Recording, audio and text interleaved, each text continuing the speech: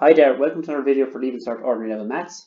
We're starting a new topic again today. We're looking at arithmetic. So last year we covered Arithmetic 1, the first chapter, which was all about income tax, PRSI, USC, VAT, percentage profit and loss, compound interest, depreciation, kind of financial kind of maths. And now we're going to look at Arithmetic 2, which is ratio and proportion, the cost of production and things like that, currency exchange. We're starting off with ratio and proportion. So you'll be familiar with this maybe from junior cert, but we're going to look at it now again today. Ratio show the amount, how amounts are divided or shared. So ratios should always be expressed as whole numbers in their simplest form. Here I have an example of a ratio, 12 is to 8. So we want to express that in a simpler form. So we say that 4 can divide into 12 and 4 can divide into 8.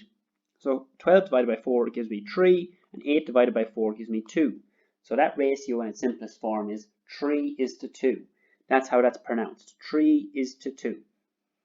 And then if we have a fraction, we want to express it as a whole number. So I need to multiply both sides by the lowest common denominator. So that's what number does the 3 go into and what number does the 6 go into, because they're the numbers on the bottom of the line.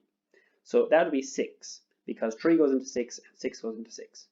Be careful, it's not 3, because 6 won't go into 3. It's 6 because it's bigger. The numbers need to go up into it. So I multiply 1/3 by 6, and that gives me 2. And 5/6 by 6 gives me 5. So that ratio is 2 is to 5. Using ratios then to share out amounts. A sum of money is divided into 3 amounts in the ratio 1 is to 3 is to 5. If the smallest amount is €250, find the sum of the money and find the largest share. First thing we need to do, get that ratio written down, and we need to decide how many parts is this sum of money being divided up into. Well, 1 part plus 3 parts plus 5 parts is 9 parts altogether. So this amount of money is being shared into 9 parts. One person is getting 1 part, the next person is getting 3 parts of it, and the third person is getting 5 parts of it. If the smallest amount is €250, that means that 1 part is €250, because that's the smallest share that anyone is getting. So we can put that information down. 1 part equals €250. And we're asked to find the sum of money. So how much was this sum altogether? 1 part is 250, then 9 parts is going to be 250 times 9. Which is €2,250. It's important in arithmetic that we put in our units. It's kind of a units heavy topic. The second part of the question asks for the largest share. So the largest share was 5 parts. So again, if 1 part is €250, the largest share is 5 parts. So we multiply 250 by 5, and that gives us €1,250. So that's the largest share. Proportion then goes kind of hand in hand with ratio, where ratio compares one part to another. So how much I'm getting versus how much the next person's getting. That's ratio, comparing the two people. Proportion compares what I'm getting to the total amount. So if the ratio was 3 is to 5, the proportion will be 3/8 and 5/8.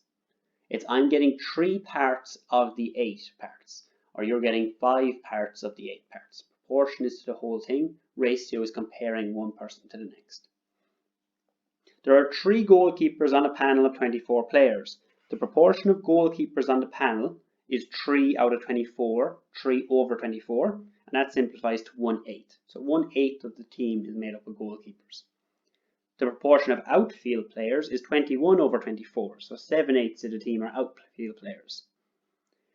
That's the proportion. If we wanted to write that as a ratio, we could say that the ratio of goalkeepers to outfield players is 1 is to 7. And it's important what order they're given in. Since goalkeepers is the first word in the sentence, the first number in the ratio corresponds to goalkeepers. So there's 1 goalkeeper. And the outfield players is the next word in the sentence, so that's the second number in the ratio. So there's 1 goalkeeper for every 7 outfield players. Proportion then can be broken down into kind of two subgroups, directly proportional and inversely proportional. We'll look at directly proportional first. So as one amount increases, the other amount increases at the same rate. So if one amount doubles, the other amount will double. If one amount triples, the other amount will triple. If 1 litre of petrol costs €1.50, 2 litres of petrol will cost €3. 5 litres of petrol will cost €7.50. So I multiply the number of litres by 5, I need to multiply the cost by 5.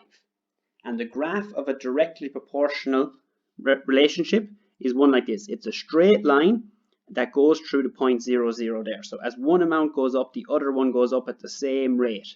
So it's a straight line going up like that, directly proportional to each other. Inversely proportional then is where one amount increases, the other amount decreases. So let's say this example here, a builder can build a wall in 8 days.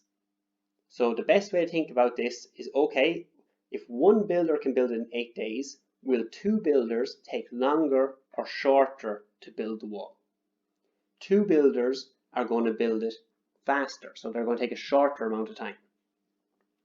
I've doubled the amount of builders. I've gone from 1 to 2, which means it's going to half the amount of time. So I go from 8 down to 4. As I multiply the builders by 2, I divide the time taken by 2. 8 builders can build it in 1 day, because I've multiplied the number of builders by 8, so I divide the amount of time taken by 8. The graph of an inversely proportional relationship is kind of the inverse of an exponential graph. It goes down very, very quickly. That's inversely proportional. Using it then in an example, the number of pages in a magazine increased from 64 to 80. The original price is €4.40, increased in the same ratio. So there's more pages, so it's going to cost more. What is the new price of the magazine? So a good tip here is, since we're looking for the price, we want to keep the price last. So we're going to say 64 pages equals €4.40. So I'm kind of putting the price out there to the right. Not super important, but it makes calculations a bit easier. Best way to do this is to go down and find the cost of one page. To find the cost of one page, I'll divide the number of pages by 64 and I'll divide the price by 64. And one page is going to cost 0.06875. That's how much one page costs. And we want to find 80 pages. So then I multiply both sides by 80 to get me 80 pages. And that works out to be €5.50. So if 64 pages are $4.40, 80 pages are going to be $5.50. That's ratio. Hope you found that useful.